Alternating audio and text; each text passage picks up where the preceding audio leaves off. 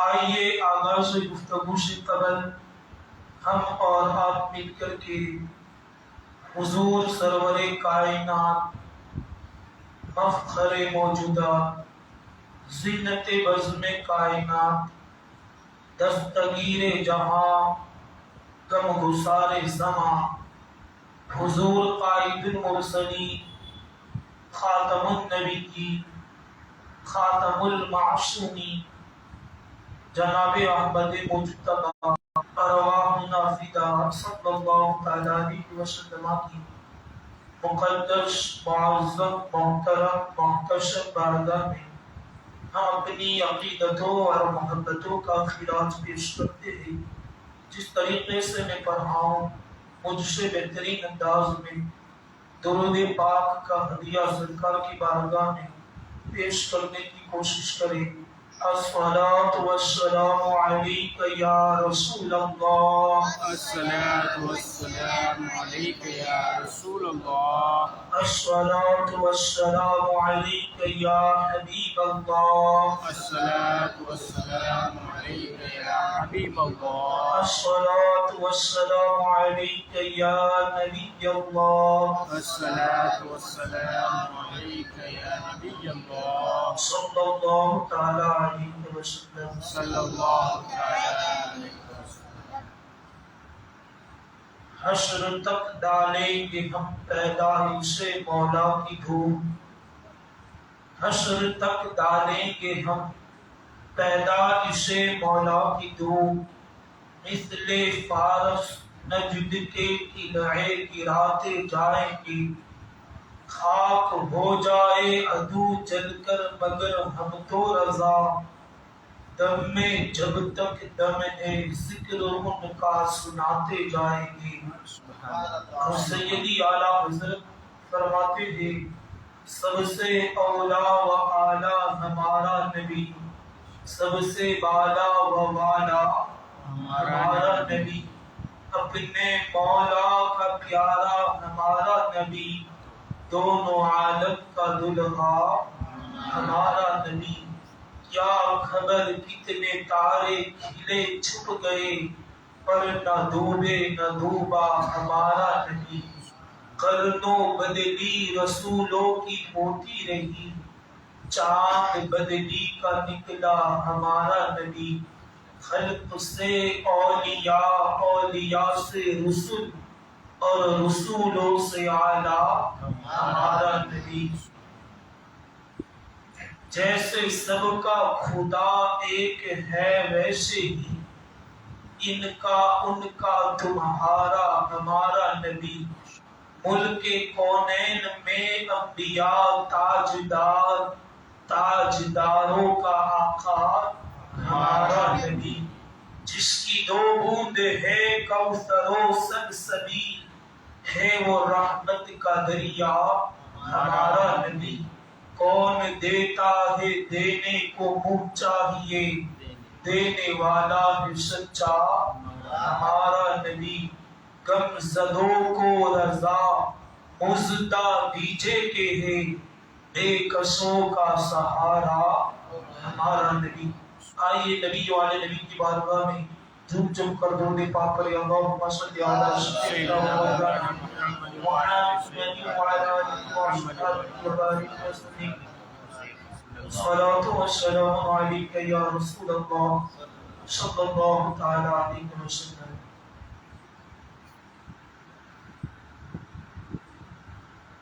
عزیزان محترم، سرکار علیہ السلام کی آمد سے قبل دنیا کے جو حالات تھے اور دنیا کا جو ماحول تھا، اس کی کچھ جھلکیاں میں آپ کے سامنے گزشتہ دن کی نشست میں بیان کر چکا ہوں، لیکن آج ایک مرتبہ پھر سے میں اپنی گفتگو کو دوہرا رہا ہوں۔ مکمل توجہ کے ساتھ آپ اگر سنیں گے تو انشاءاللہ العزیز آپ کو بھی بڑا لطف آئے گا اور آپ کے علم میں بھی کافی اضافہ ہوگا۔ میرے پیارے آقا علیہ الصلوۃ والسلام کے پیارے دیوانوں، میلاد مصطفیٰ کا تہوار یہ صرف ہم مسلمانوں کا تہوار نہیں، بلکہ یہ تمام انسانوں کا تہوار ہے، اور یہ خالص انسانوں کا تہوار نہیں بلکہ یہ جانوروں کا بھی تہوار ہے۔ یہ صرف عید نہیں بلکہ عیدوں کی عید ہے، اس لیے کہ کائنات میں کوئی بھی دن، کوئی بھی واقعہ اور کوئی بھی تہوار ایسا نہیں ہے جو ہر ایک کے لیے مشترکہ طور پر خوشیوں کا سبب بنتا ہو، مشترکہ طور پر مسرتوں اور شادمانی کا ذریعہ بنتا ہو۔ میرے پیارے آقا علیہ الصلوۃ والسلام کے پیارے دیوانوں، لیکن ایک تہوار ایسا ہے کہ جس میں صرف انسان ہی نہیں بلکہ پتھر بھی خوشیاں مناتے ہیں، جانور بھی خوشیاں مناتے ہیں، صرف انسان ہی نہیں بلکہ عالم بالا کے فرشتے بھی خوشیاں مناتے ہیں، اور وہ تہوار میلاد مصطفیٰ کا تہوار ہے۔ دوستان محترم، میں اپنی اصل گفتگو کی طرف آنے سے قبل چند تمہیدی باتیں آپ کے سامنے رکھ کر کے پھر انشاءاللہ اپنے اصل عنوان کی طرف آنے کی کوشش کروں گا۔ عزیزان ملت اسلامیہ، آپ اگر تاریخ کا بغور مطالعہ کریں گے، اگر آپ تاریخ اٹھا کر کے پڑھیں گے تو آپ کو پتا چلے گا کہ آقا علیہ الصلوۃ والسلام کی بعثت سے قبل حضرت سیدنا عیسیٰ علی نبینا علیہ الصلوۃ والسلام کو اللہ نے نبوت سے سرفراز کیا، اور حضور کی آمد سے قبل حضرت سیدنا عیسیٰ علیہ السلام جب اس دنیا فانی میں تشریف لائے تو یہودیوں نے آپ کو قتل کر دینے کا پلان بنایا، آپ کو قتل کر دینے کی سازش بنائی، تو اللہ رب العزت نے فرشتے کے ذریعے حضرت جبرائیل جو کہ اللہ کا مقدس فرشتہ ہے، اللہ نے حضرت جبرائیل کے ذریعے سے حضرت عیسیٰ کو آسمانوں پر زندہ اٹھا لیا تاکہ کوئی اللہ کے نبی کو قتل نہ کر سکے، اللہ کے رسول کو قتل نہ کر سکے۔ اللہ اکبر۔ سرکار علیہ السلام کی آمد کے کم و بیش 5 صدیوں پہلے حضرت عیسیٰ علیہ السلام کو اللہ نے زندہ آسمانوں پر اٹھا لیا۔ اس کے بعد نہ تو اس روئے زمین پر کوئی نبی اللہ نے بھیجا، نہ کوئی رسول جلوگر ہوا، نہ کوئی اللہ کا پیغمبر اس دنیا میں شمع ہدایت لے کر کے آیا۔ آپ ذرا اندازہ لگائے، 500 سال کا طویل فاصلہ، بلکہ تاریخ کے مطابق اگر دیکھا جائے تو ساری 500 سال سے بھی زیادہ کا طویل فاصلہ ہے۔ ان کے درمیان اللہ رب العزت نے کسی نبی کو جلوگر نہیں کیا، اور جیسا کہ میں نے آپ کو کل بھی بتایا تھا، حضرت عیسیٰ علیہ السلام 5 صدیوں پہلے اس روئے زمین پر آئے تھے تو وہ پوری کائنات کے لیے نبی بن کر کے نہیں آئے تھے، وہ عالمگیر نبوت لے کر کے نہیں آئے تھے، بلکہ اللہ رب العزت نے انہیں ایک علاقے کی نبوت عطا کی تھی، حالانکہ اس علاقے کو سدھارنے کا موقع آپ کو میسر نہیں آیا۔ اگر بالفرض مان لیا جائے کہ اگر وہ علاقہ سدھر بھی جاتا، حالانکہ اتنا موقع حضرت عیسیٰ علیہ السلام کو نہیں ملا، لیکن اگر وہ علاقہ سدھر بھی جاتا تو پھر بھی حالات تو یہ تھے کہ دنیا میں تو برائیاں پھیلی ہوئی تھی۔ یونان شرک میں ڈوبا ہوا تھا، عرب شرک میں ڈوبا ہوا تھا، مذہبی طور پر کوئی چوہوں کے سامنے اپنی پیشانی جھکاتا، کوئی پتھروں کو اپنا معبود تصور کرتا، کوئی چاند اور سورج کے سامنے سجدہ کرتا۔ حیات کے پردے میں تمہیں اتنا بتا دوں کہ لوگ انسانی شرمگاہوں تک کی عبادت کرتے تھے۔ اللہ اکبر، عصائے شطر کو بھی لوگ پوجتے تھے، اور انسان اتنا گر چکا تھا کہ لوگ ننگے ہو کر کے خانہ کعبہ کا طواف کیا کرتے تھے۔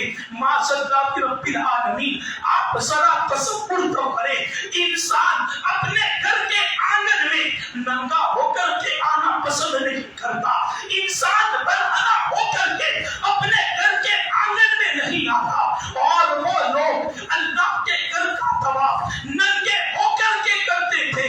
اللہ کا وہ گھر جس کو خلیل اللہ نے تعمیر کیا، خدا کا وہ گھر دنیا کے متقدوں میں پہلا وہ گھر خدا کا، ہم پاسباں ہیں اس کے، وہ پاسباں ہمارا، وہ اللہ کا گھر جسے خلیل اللہ نے تعمیر کیا تھا، اس کی بے حرمتی اور اس کی توہین اس طرح سے کی جاتی تھی کہ لوگ ننگے ہو کر کے طواف کرتے۔ صرف اسی پر بس نہیں، بلکہ دنیا گمراہیت کا ایسا شکار ہو چکی تھی، اور لوگ اس قدر پستی کا شکار ہو چکے تھے کہ ایک انسان اگر اپنی نفسانی خواہشات کو پورا کرنا چاہتا اور اس کو کوئی عورت میسر نہ آتی، وہ اپنی ماں کے ساتھ زنا کیا کرتا تھا۔ خانہ کعبہ کی چھت پر 360 بتوں کو سجا رکھا تھا، اور ان کی تصویریں خانہ کعبہ میں لگی ہوئی تھی۔ ہر ایک قبیلے کا ایک الگ بت تھا، ہر ایک خاندان کا ایک الگ معبود تھا۔ آپ ذرا تصور تو کریں، دنیا اس قدر برائیوں میں جو ہے وہ ڈوب چکی تھی۔ اللہ اکبر، اتنا ہی نہیں، ہند کے حالات کیا تھے میں آپ کو بتا چکا ہوں۔ ایک جوان لڑکی کا اگر شوہر مر جاتا تو اس کو اس کے شوہر کی چیتا پر اللہ اکبر زندہ جلا دیا جاتا تھا۔ اگر عورت مخصوص ایام سے ہوتی تو لوگ اس کو منحوس سمجھتے، ایک کمرے میں اس کو بند کر دیا جاتا۔ اگر عورت پریگننٹ ہوتی، اس کا شوہر 9 مہینے تک اس سے کلام کرنا پسند نہ کرتا تھا، اس کی طرف محبت کی نظر سے دیکھنا یہ گوارا نہیں کرتا تھا۔ بچیوں کو منحوس سمجھا جاتا تھا، جس کے گھر بچی پیدا ہوتی وہ بچی کو راتوں رات زندہ دفن کر دیتا تھا۔ بلکہ میں آپ کو کیا بتاؤں، اگر کسی کو پتا چلتا کہ گناہ کے گھر بچی پیدا ہوئی ہے تو دوست و احباب اس پر جو ہے وہ افسوس کا اظہار کرنے کے لیے اس کے گھر جاتے تھے۔ جیسا کہ ہمارے یہاں کوئی مرتا ہے تو ہم جو ہے وہ اس کے غم میں شریک ہونے کے لیے جیسے ہم وہاں حاضری دیتے ہیں، لوگ اس وقت جس کے گھر بچی پیدا ہوتی، لوگ غم کا اظہار کرنے کے لیے اس طرح سے اس کے گھر جا کر کے اس کو تسلی دیتے تھے۔ یہ ماحول دنیا کا ہو چکا تھا۔ معاذ اللہ رب العالمین، اللہ اکبر، یتیموں کے مال کو غصب کر دیا جاتا، مزدور جب مزدوری طلب کرتا تو اس کو قتل کر دیا جاتا، بیواؤں کو ستایا جاتا، بلکہ بیواؤں کو ایک بند کوٹھری میں بند کر دیا جاتا۔ میں آپ کو کیا بتاؤں، جب ہر طرف سے ظلم کی آندھیاں چلنے لگی، جب ہر طرف سے ظلم کے پہاڑ ٹوٹنے لگے، جب ہر طرف سے ظلم کا طوفان اٹھنے لگا، تو کوئی آدم کو پکارتا تھا، کوئی حضرت ابراہیم کو پکارتا تھا، کوئی موسیٰ کو پکارتا تھا، کوئی عیسیٰ کو پکارتا تھا۔ جب ان مظلوموں کی آواز باب اجابت سے ٹکرائی، اور جب ان مظلوموں کی آواز نے اللہ کی رحمت کو آواز دی اور باب اجابت کو انہوں نے ہلایا، تو پھر اللہ کی رحمت کو جوش آیا۔ پھر اللہ رب العزت نے ایک اپنا ایسا محبوب اس کائنات میں جلوگر کیا جس میں آدم کی گریہ وزاری بھی تھی، نوح کی عظمت بھی تھی، موسیٰ کا جلال بھی تھا، داؤد کا کمال بھی تھا، یوسف کا جمال بھی تھا، حضرت زکریا کی खामोशी भी थी, अय्यूब का सब्र भी था, इब्राहिम की किल्लत भी थी, हजरत ईसा की मसीहाई भी थी। अल्लाह ने तमाम अंबिया की खूबियों को समेट करके इस कायनात में एक ऐसा महबूब जलवा किया कि महबूब को अल्लाह ने इस दुनिया में भेजा और ऐसा भेजा कि बता दिया कि ना हमने इसका कोई साथी पैदा किया है। लक़द मन्नल्लाहु अलल मुमिनीना इज़ बअथ फ़ीहिम रसूलन मिनहुम। ए मेरे बंदो, मैंने तुम पर बड़ा एहसान किया है कि मैंने अपना महबूब तुम्हें अता कर दिया। सुभान अल्लाह, सुभान अल्लाह। अल्लाह ने हमें कितनी सारी नेमतें अता की, हमें तंदुरुस्त जिस्म दिया, हमें रोशनाई वाली आंखें दी, हमारे लिए जमीन बनाई गई, आसमान बनाया गया, कितनी सारी नेमतें अता की, लेकिन कभी भी अल्लाह ने किसी नेमत पर एहसान नहीं जताया। अल्लाह ने किसी भी नेमत पर एहसान नहीं जताया। ऐसा नहीं फरमाया कि ए मेरे बंदो, मैंने तुम्हें अच्छा जिस्म दिया, ये मैंने एहसान किया, मैंने तुम्हें पैदा किया, ये मैंने बड़ा एहसान किया, मैंने तुम्हारे लिए जमीन बनाई, हमने बड़ा एहसान किया। कुरान में तुम्हें कहीं भी नजर नहीं आएगा। लेकिन जब अल्लाह ने अपना महबूब भेजा तो फिर अल्लाह ने एहसान जताया और बताया कि ए मेरे बंदो, अल्लाह का तुम पर एहसान हुआ कि उसने अपना महबूब तुम्हें अता कर दिया। लक़द मन्नल्लाहु अलल मुमिनीना इज़ बअथ फ़ीहिम रसूलन मिनहुम रसूलन मिन अनफुसिहिम यतलू अलैहिम। ये आयत मुबारक है। अल्लाहु अकबर। तो अल्लाह रब्बुल इज्जत ने अपना महबूब हमें अता कर दिया, और ऐसा महबूब के जिसका सारी दुनिया में नजर नहीं आता।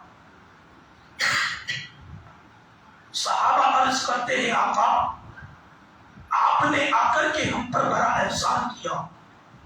आप ना आए थे तो हम माओ के साथ जिना करते थे, आप ना आए थे तो हम नंगे होकर के खाने काबा का तवाफ करते थे। आका आपने आकर के बड़ा एहसान किया। लक़द मन्नल्लाहु अलल मुमिनीन। तो ये भेजना ही तो आका की मिलाद है, और आना ही तो मुस्तफा की मिलाद है। रब फरमा रहा है हमने भेजा, तो इसी भेजने पर तो हम खुशियां मनाते हैं। ये भेजना ही तो सरकार की मिलाद है। सहाबा कहते हैं, आका आपने आकर के हम पर बड़ा करम किया, बड़ा एहसान किया। आप नहीं आए थे, हम गुमराहियों की वादियों में भटक रहे थे। आका आप नहीं आए थे, जो है वो हम अपनी माओं के साथ ज़िना करते थे, अपनी बेटियों को जिंदा दफन करते थे। आका आपने आकर के बड़ा करम किया। सहाबा जानते थे आना इनकी मर्जी पर है, इसीलिए हम कहते हैं सबसे आला व आला हमारा नबी, अव्वल भी है और आखिर भी है। ये आते आना न आना इनकी मर्जी पर था, और जहां तक बनने और बनाना, सबसे पहले अल्लाह ने अपने महबूब के नूर को पैदा किया। वो खुद फरमाता है, हदीस कुदसी है, कुन्तु कंज़न मख़फ़िय्या, मैं तो छुपा हुआ खजाना था। फ़अहबब्तु अन अअरफ़ व नफ़ख़्तु फ़ीहि मिन रूही, जब मैंने चाहा कि लोग मुझसे मोहब्बत करें, जब मैंने चाहा कि लोग मेरी इबादत करें, जब मैंने चाहा कि लोग मेरे सामने सजदे करें, जब मैंने चाहा कि लोग मेरे सामने गिड़गिड़ाए, व नफ़ख़्तु फ़ीहि मिन रूही, तो मैंने अपनी जात को जाहिर करने के लिए इंसानियत की जान मोहम्मद को पैदा किया। सुभान अल्लाह, सुभान अल्लाह। ए महबूब, अगर तुझे पैदा करना मकसूद ना होता تو نہ ہم زمین بناتے نہ آسمان، نہ چاند بناتے نہ سورج، نہ سیارے، نہ دریاؤں کی روانی، نہ سمندروں کی طغیانی، نہ ہم صبح کا اجالا پیدا کرتے، نہ ہم شام کا حسن پیدا کرتے۔ اے محبوب، یہ لہلہاتی دریا ہم نے تیرے لیے پیدا کی ہے، یہ چمکتے ہوئے ستارے ہم نے تیرے لیے پیدا کیے ہیں، یہ دریاؤں کی روانی، یہ سمندروں کی طغیانی، یہ آسمان کا سائبان، یہ زمین کا فرش، اے محبوب ہم نے تیرے لیے پیدا کیا ہے۔ یہ شفق کا زمان، یہ شفق کا جمال، یہ افق کی سرخی، یہ چڑیوں کی چال، پھولوں کی مہک، کلیوں کا تبسم، محبوب ہم نے آپ کے لیے پیدا کیا ہے۔ آدم کو بھیجا تو تیرے لیے، نوح کو بھیجا تو تیرے لیے، موسیٰ کو بھیجا تو تیرے لیے، عیسیٰ کو بھیجا تو تیرے لیے، ابراہیم کو بھیجا تو تیرے لیے۔ اے محبوب ہم نے یہ سب کچھ تیرے لیے کیا۔ سبحان اللہ، سبحان اللہ۔ تو اعلیٰ حضرت کا قلم کیسے خاموش رہ سکتا؟ ایسی بات پر اعلیٰ حضرت کا قلم کیسے خاموش رہ سکتا ہے؟ سیدی اعلیٰ حضرت عشق میں جھوم اٹھے اور لکھتے ہیں زمین و زمان تمہارے لیے، مکین و مکہ تمہارے لیے، چنین و چنا تمہارے لیے، بنے و جہاں تمہارے لیے، لہن میں زبا تمہارے لیے، بدن میں ہجا تمہارے لیے، ہم آئے یہاں تمہارے لیے، اٹھے بھی وہاں تمہارے لیے، فرشتے خدمت رسول حشر تمام امم غلام قلم وجود عدم حدود سے خدم جہاں میں آیا تمہارے لیے، امامت کل، رسالت کل، ولادت کل، عمارت کل، حکومت کل، ولایت کل، خدا کے یہاں تمہارے لیے، کلیم و نجی، مسیح و صفی، خلیل و نجی، رسول و نبی، خلیل و نجی، کلیم و مسیح، خلیل و مسیح، مسیح و صفی، خلیل و نجی، رسول و نبی، رضی و صفی، عتیق و مسیح، رضی و علی، ثنا کی زبان تمہارے لیے، اشارے سے جان کو چیر دیا، ڈوبے ہوئے خود کو پھیر دیا، گئے ہوئے دل کو اثر کیا، یہ داب و دوا تمہارے لیے، سبا ہو چلے کہ بات بھلے، کہ بھولے کھلے کہ دن ہو بھلے، ریوا کے تلے سنا میں کھلے، رضا کی زبان تمہارے لیے۔ اعلیٰ حضرت کا قلم کیسے خاموش رہ سکتا؟ کہتے ہیں آقا یہ جو کچھ بھی رب نے پیدا کیا ہے یہ آپ کے لیے بنایا، یہ آپ ہی کے لیے پیدا کیا ہے۔ آدم آئے کیوں؟ یہ بتانے کے لیے اے لوگوں یہ جو کچھ بھی بنا ہوا ہے، دنیا کو جو وجود ملا ہے وہ اس لیے ملا ہے کہ ایک اللہ کا پیارا آنے والا ہے۔ موسیٰ آئے کیوں؟ یہ بتانے کے لیے کہ اللہ کا محبوب آنے والا ہے۔ عیسیٰ آئے کیوں؟ یہ بتانے کے لیے لوگوں میں تو جا رہا ہوں، اب وہ آئے گا جس کا لوگوں کو انتظار تھا، اب انتظار کی دریا ختم ہونے والی ہے، وہ آئے گا جس کے لیے کائنات کو پیدا کیا ہے۔ رسول انہی کا مستحق سنانے آئے ہیں، انہی کے آنے کی خوشیاں منانے آئے ہیں۔ جو چاہیں گے جسے چاہیں گے یہ اسے دیں گے، کریم ہے یہ خزانے لٹانے آئے ہیں۔ اللہ اکبر۔ تو یہ ہے آقا کی آمد اور یہ دنیا جو اللہ نے بنائی اور اس کو جو زینت بخشی، اس کا جو مقصد ہے اور اس کی جو منشا ہے وہ سرکار علیہ السلام کی ذاتی تجربہ، محبوب ہی کے لیے اللہ نے دنیا کو پیدا کیا۔ صحابہ حضور کے درمیان میں بیٹھے ہوئے عرض کرتے ہیں آقا آپ نے آ کر کے بڑا احسان کیا، آپ نہیں آئے تھے تو ہم جو ہے وہ گمراہیت میں ڈوبے ہوئے تھے، آپ آئے ایمان کا نور آ گیا، آپ آئے بہاریں آ گئی، آپ آئے رہنمائی مل گئی، آپ آئے ہدایت مل گئی۔ آقا آپ کیا آئے کہ نمک اور کافور میں فرق نہ کرنے والی قوم آسمان ہدایت کے ستارے بن گئی۔ آقا آپ نے آ کر کے بڑا احسان کیا، ہر کوئی اپنی سابقہ زندگی کی کہانیاں سرکار کو سنا رہا ہے، ہر کوئی اپنا خراج سرکار کی بارگاہ میں پیش کر رہا ہے۔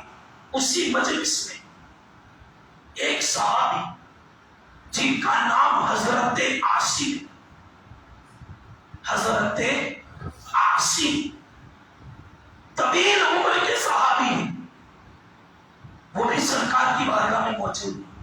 عرض کرتے ہیں آقا ہر کوئی خراج پیش کر رہا ہے، اگر مجھے اجازت دے تو میں بھی اپنی سابقہ زندگی کی کچھ کہانی آپ کو سنانا چاہتا ہوں، اپنی سابقہ زندگی کے کچھ حالات آپ کی بارگاہ میں پیش کرنا چاہتا ہوں۔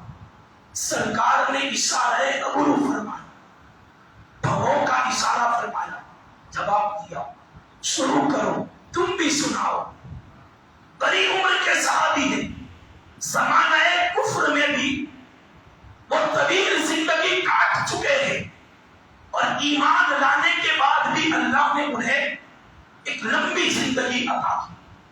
عرض کرتے ہیں آقا اگر اجازت ہو تو میں بھی اپنے حالات جو سابقہ میرے ساتھ پیش آئے ہیں میں آپ کی بارگاہ میں عرض کرنا چاہتا ہوں۔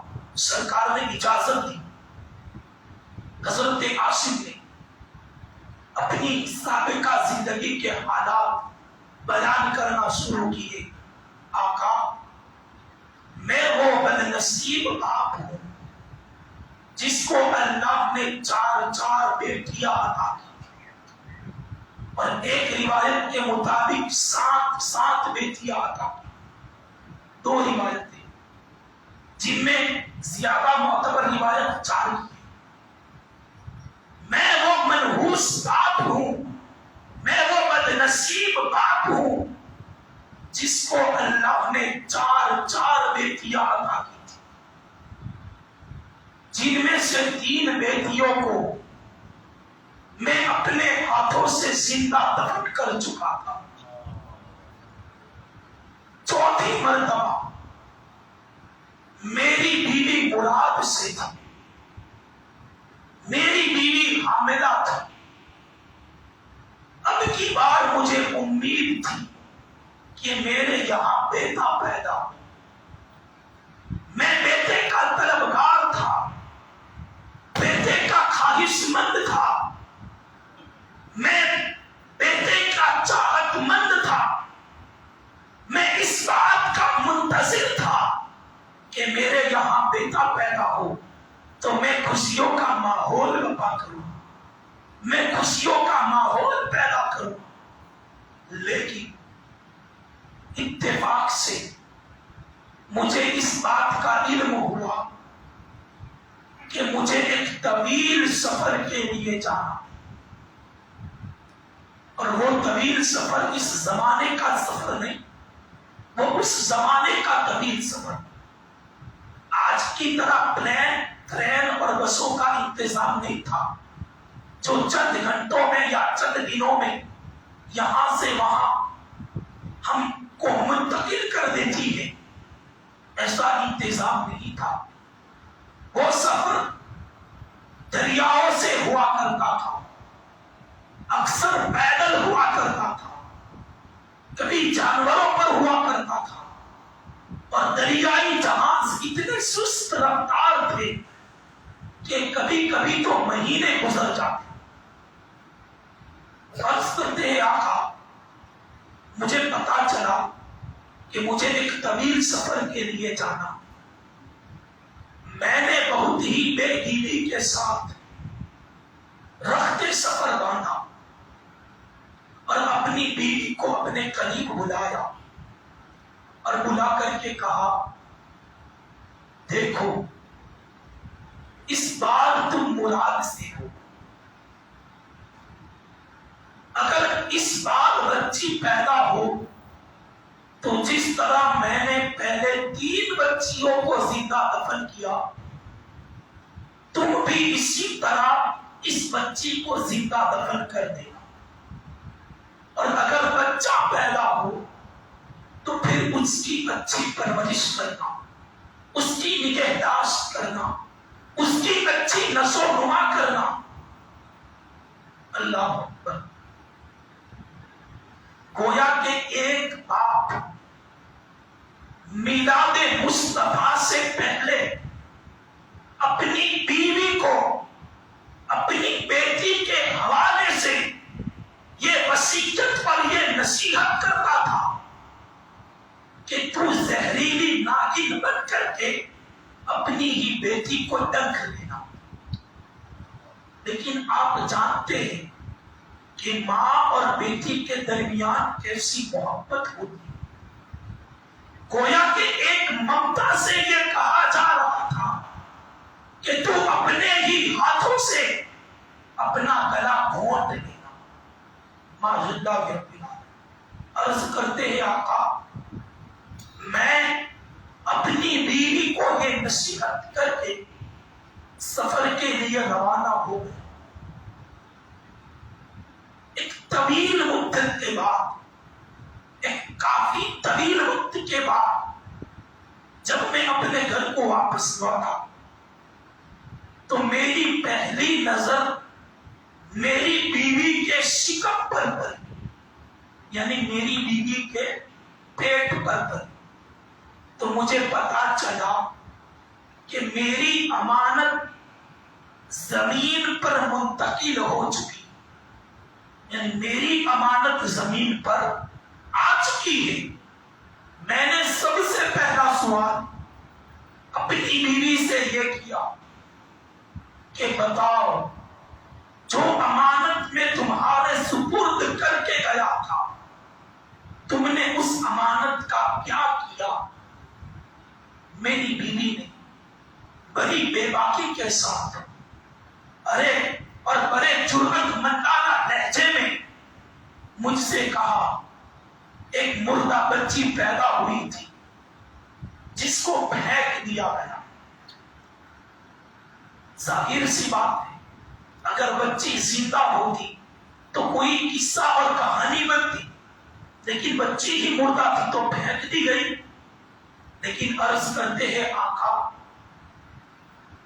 مجھے اس طرح سے بتایا گیا کہ بچی مردہ پیدا ہوئی پھینک دی گئی، لیکن حقیقت کچھ اور تھی. میرے گھر میں بچی پرورش پا رہی تھی. میری بیوی نے میری بیٹی کو میرے بازو کے مکان میں، جو کہ ایک یہودی کا مکان تھا، اس میں میری بیوی نے میری بیٹی کو چھپا رکھا.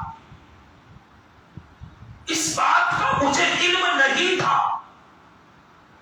ایک مرتبہ میں ایسے وقت پر گھر پہنچا کہ جو میرے گھر پہنچنے کا ٹائم نہیں تھا. ایک دن میں بے وقت گھر پہنچا تو میں نے کیا دیکھا کہ ایک 4 سال کی خوبصورت بچی جس کی شکل و صورت میری بیوی کے مشابہ ہے اور جس کے چلنے اور پھرنے کا انداز میرے چلنے اور پھرنے کے انداز کی طرح ہے، اور وہ میری بیوی کی گود میں بیٹھی ہوئی ہے اور میری بیوی اس کے ساتھ کھیل رہی ہے، میری بیوی اس کے ساتھ مغوے کھیل ہے. آقا وہ میری بیوی کو ماں ماں کہہ کر کے پکار رہی تھی. اتفاق سے میں وہاں پہنچ گیا. جیسے ہی میں نے اپنے آنگن میں پہلی مرتبہ 4 سال کی بچی کو دیکھا، میری زندگی میں پہلی مرتبہ 4 سال کی بچی کو جب اپنے آنگن میں کھیلتا ہوا دیکھا تو اس زمانے کے دستور کے مطابق میری آنکھوں میں خون اتر آیا، کیونکہ اس زمانے میں بیٹی کا دوسرا نام نحوست تھا، بیٹی کا دوسرا نام شیطنت تھا، بیٹی کا دوسرا نام بے برکتی تھا. آقا جیسے ہی میں نے 4 سالہ بچی کو اپنے آنگن میں دیکھا میری آنکھوں میں خون اتر آیا. میں نے سوچا میرے آنگن میں یہ نحوست کیسی؟ میرے آنگن میں یہ برکتی کیسی، میرے آنگن میں یہ شیطنت کیسی؟ مجھے بہت تیش آیا، مجھے بڑا غضب آیا، غصہ آیا۔ میں نے گرجدار آواز میں اپنی بیوی سے کہا، سچ سچ بتا، اس بچی کے ساتھ تیرا کیا تعلق ہے؟ اس بچی کے ساتھ تیرا کیا رشتہ ہے؟ میری بیوی نے جب میرے چہرے پر غصے کے اثرات دیکھے، وہ کانپنے لگی، میرے قدموں میں گر گئی اور روتے ہوئے کہنے لگی، اے میرے سرتاج، آپ مجھ سے اس بچی کا رشتہ پوچھتے ہو؟ حقیقت یہ ہے کہ اس بچی کا رشتہ صرف میرے ساتھ نہیں، بلکہ اس بچی کا رشتہ آپ کے ساتھ بھی ہے۔ اور میں نے آپ سے جھوٹ کہا تھا کہ مردہ بچی پیدا ہوئی جس کو پھینک دیا گیا، لیکن حقیقت یہ نہیں ہے۔ اے میرے سرتاج، میں نے اس بچی کو اس لیے زندہ رکھا کہ آپ عمر کے اس حصے میں پہنچ چکے ہیں کہ نہ آپ باپ بننے کی صلاحیت رکھتے ہیں، نہ میں ماں بننے کی صلاحیت رکھتی ہوں۔ میں نے سوچا کیوں نہ میرے آنگن میں جو کلی کھلی ہے اس کو مسلنے کی بجائے اس کی پرورش کی جائے، اس کی دیکھ بھال کی جائے، اور یہ ہماری محبت کی آخری نشانی بن جائے۔ ذرا اس کو دیکھو تو صحیح، یہ کتنی خوبصورت ہے۔ اگر اس میں میری کچھ ادائے صفت آئی ہے تو اس میں آپ کی بھی تو کچھ ادائے ہیں۔ دیکھو تو صحیح کتنا پیارا بولتی ہے، کتنا پیارا چلتی ہے، اس کے چہرے کو تو دیکھو۔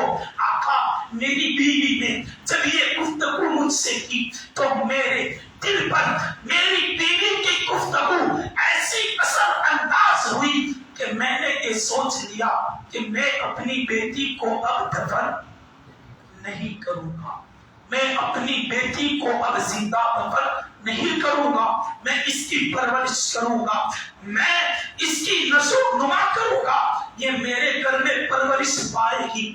اللہ اکبر۔ عرض کرتے ہیں لیکن آقا، ماحول کا اثر بڑا خطرناک ہوتا، ماحول انسان کو بناتا بھی ہے اور انسان کو بگاڑتا بھی ہے۔ عرض کرتے ہیں آقا، لوگوں نے مجھے تانا دینا شروع کر دیا کہ آصف کے گھر میں نحوست پل رہی ہے، آصف کے گھر میں شیطنت پل رہی ہے، آصف کا گھر آصف کا گھر نحوست بنا ہوا ہے۔ اللہ اکبر۔ زمانے کے لوگوں نے مجھے اتنا ٹارچر کیا کہ ایک دن میں نے یہ سوچ لیا کہ اب یہ نحوست میرے گھر میں باقی نہیں رہے، اب یہ شیطنت میرے گھر میں باقی نہیں رہے گی، کل یہ بچی میرے گھر میں نظر نہیں آئے گی۔ میں نے اپنی بیوی سے رات کے وقت کہا کہ تم اس بچی کو روزانہ اپنے ساتھ لے کر کے سوتی ہو، کیا اس پر میرا حق نہیں ہے؟ میری بیوی خوش ہو گئی کہ میرا شوہر میری بیٹی سے محبت کرنے لگا، میرا شوہر میری بیٹی کو چاہنے لگا۔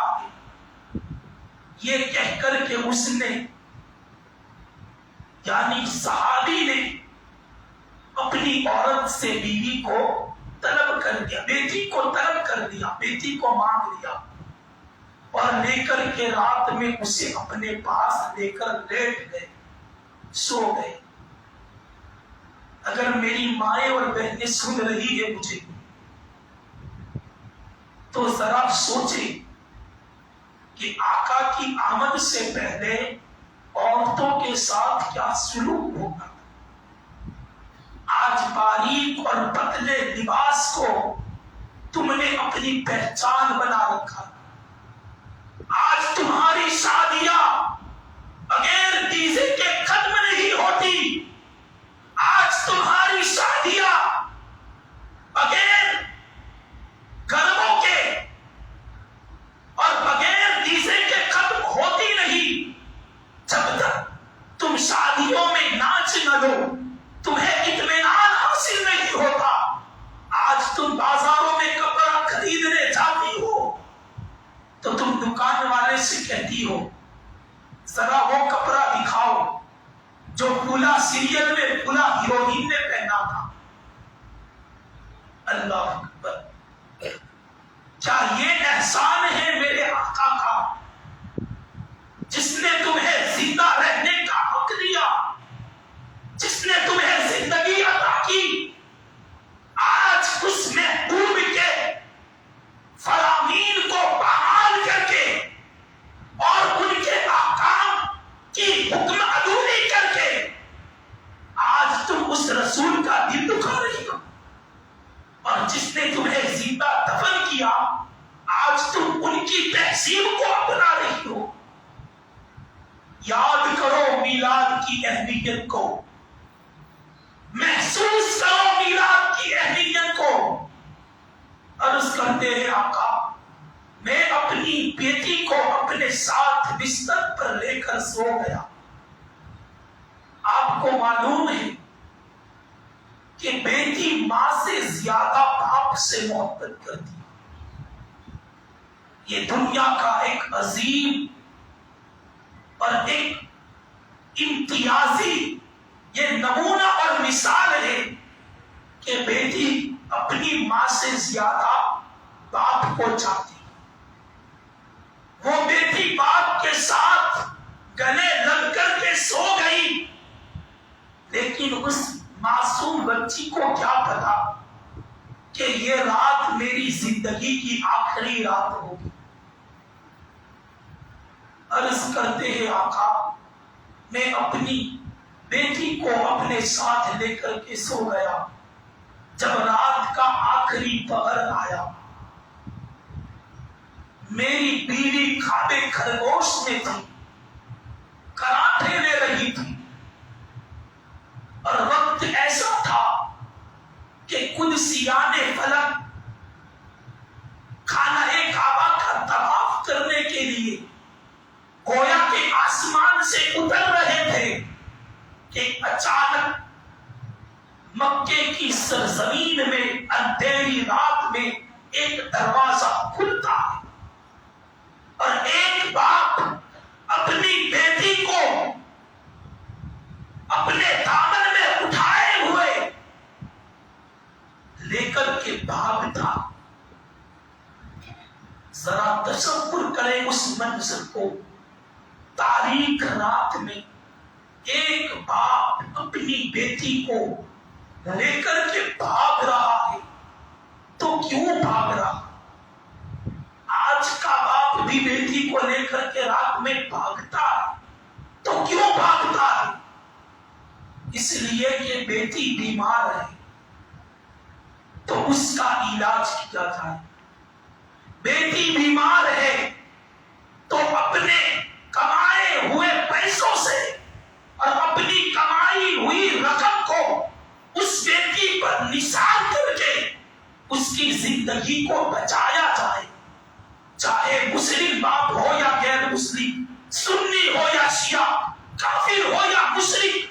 آج اگر اندھیری رات میں دروازہ کھلتا ہے تو اس لیے کھلتا ہے کہ ایک باپ اپنی کمائی کو اپنی بیٹی پر نچھاور کر کے اس کی زندگی کو بچانے کے لیے راتوں رات ہاسپٹل کی طرف بھاگتا۔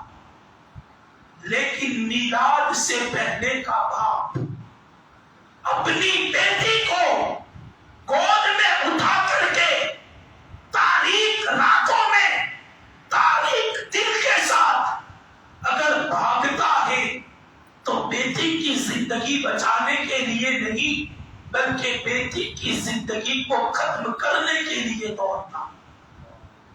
اللہ محسوس کرو میلاد کی اہمیت کو۔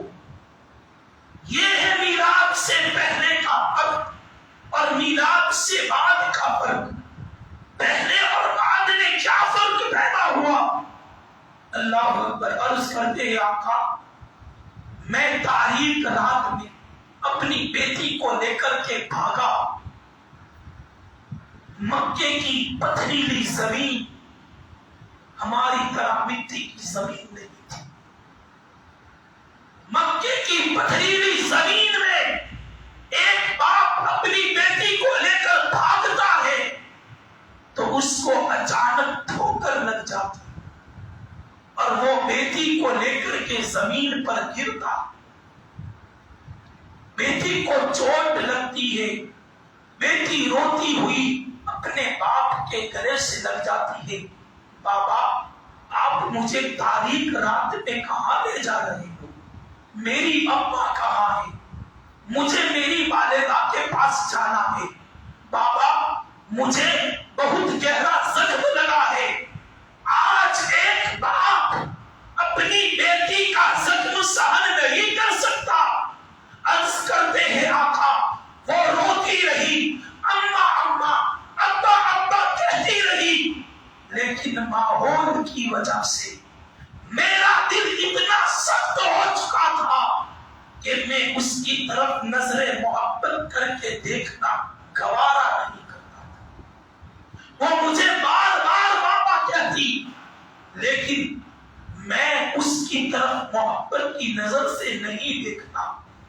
میں نے اس کو اٹھایا اور اٹھا کر چلنا چاہا.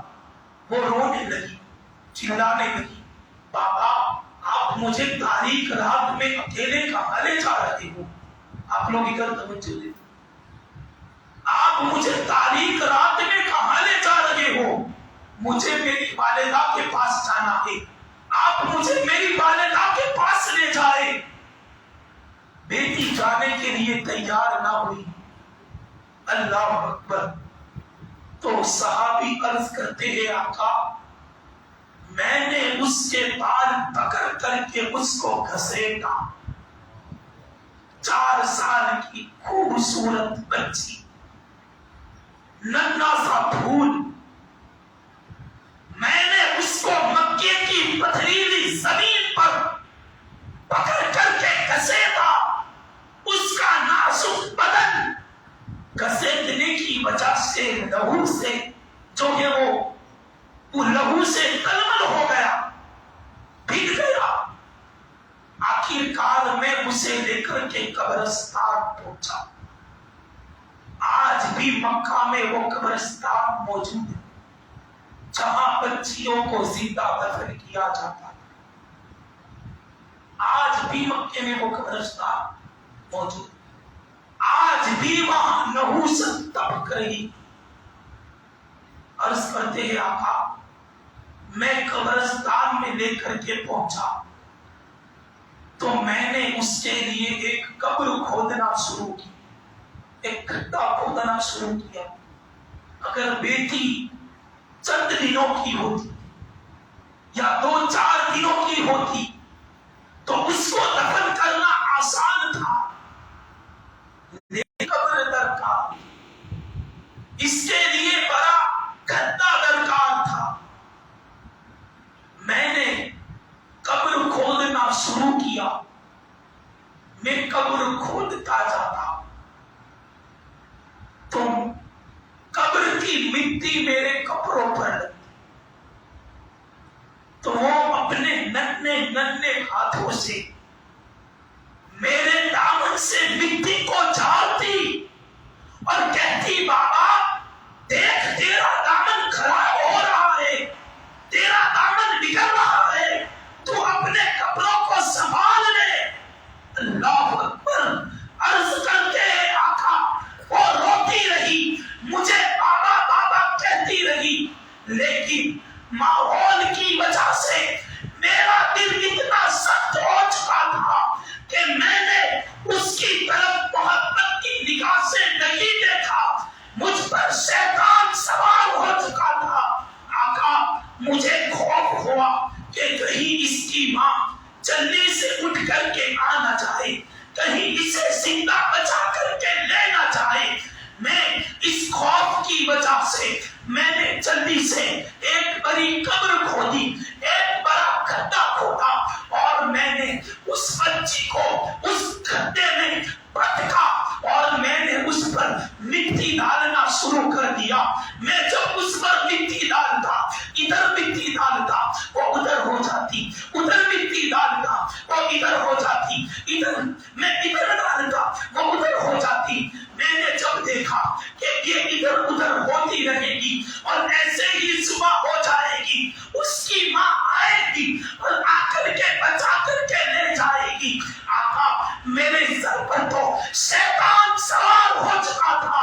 میں نے ایک بڑا پتھر اٹھایا اور پتھر اٹھا کر کے میں نے اپنی بچی کے سر پر دے مارا۔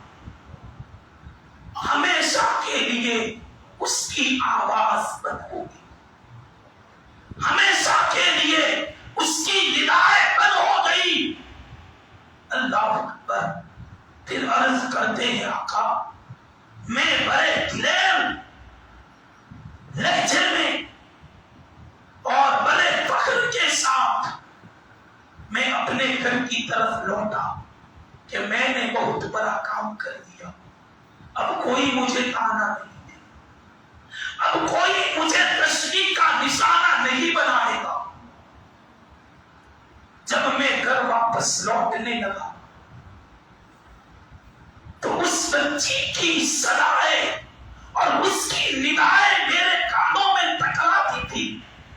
میں پلٹ پلٹ کر دیکھتا کہ کہیں وہ زندہ تو نہیں رہ گئی، لیکن جب پلٹ کر کے دیکھتا تو مجھے پتا چلتا کہ یہ اس کی آواز نہیں، یہ تو ندائے گشت ہے جو مجھے بار بار سنائی دے رہی۔ میں جب گھر کو واپس لوٹنے لگا مجھے میری بچی کی آوازیں اور ندائیں بار بار سنائی دے رہی تھی۔ بابا مجھے کیوں مار رہے ہو؟ میرا کیا جرم ہے؟ میں نے کیا گناہ کیا ہے؟ بابا مجھے اپنی اماں کے پاس جانا ہے۔ عرض کرتے ہیں آقا وہ روتی رہی، لیکن میرا دل ایسا پتھر ہو چکا تھا کہ مجھے اس پر ذرہ برابر بھی نہیں آیا۔ آپ غور کریں، میلاد سے پہلے کا باپ کتنا درندہ صفت تھا اور آج کا باپ کتنا رحم دل ہے۔ یہ ہے میلاد میں فرق، میلاد کے بعد کا فرق، یہ ہے میلاد کی اہمیت۔ میرے آقا اپنے سر کو نیچے جھکائے ہوئے سرکار پوری گفتگو سماعت کر رہے ہیں، آنکھوں سے آنسو جاری ہے۔ سرکار کی آنکھوں سے جو ہے وہ آنسو کے قطرات ٹپک رہے ہیں۔ سرکار کو روتا ہوا دیکھ کر کے سارے صحابہ رونے لگے۔ میرے آقا نے کچھ دیر کے بعد اپنے سر کو اٹھایا اور اٹھا کر کے سرکار علیہ السلام نے جذبات کی کیفیت میں آقا نے فرمایا اے لوگوں میں جب نہیں آیا تھا تم نے جو کرنا تھا کر لیا، میں جب نہیں آیا تھا شیطان نے تم سے جو کروانا تھا وہ کروا لیا۔ اب کان کھول کر سن لو، میں محمد آ گیا ہوں۔ اللہ نے مجھے بیٹیوں کا باپ بنا کر بھیجا ہے، بیٹیوں کے لیے رحمت بنا کر بھیجا ہے۔ جس کے یہاں بیٹی پیدا ہو وہ اس کی اچھی پرورش کرے، وہ باپ اور میں جنت میں اس طرح سے ہوں گے جیسے یہ دو انگلیاں ایک ساتھ میں، سبحان اللہ، سبحان جیسے یہ دو انگلیاں ایک ساتھ میں ہے۔ وہ بیٹی کا اس بیٹی کا باپ اور میں جنت میں اس طرح ہوں گے جو اپنی بیٹی کی اچھی پرورش کرے گا، جو بیٹی کو رحمت سمجھے گا۔ میں محمد یتیموں کی نگاہ بن کر کے آیا ہوں، بیواؤں کا سہارا بن کر کے آیا ہوں،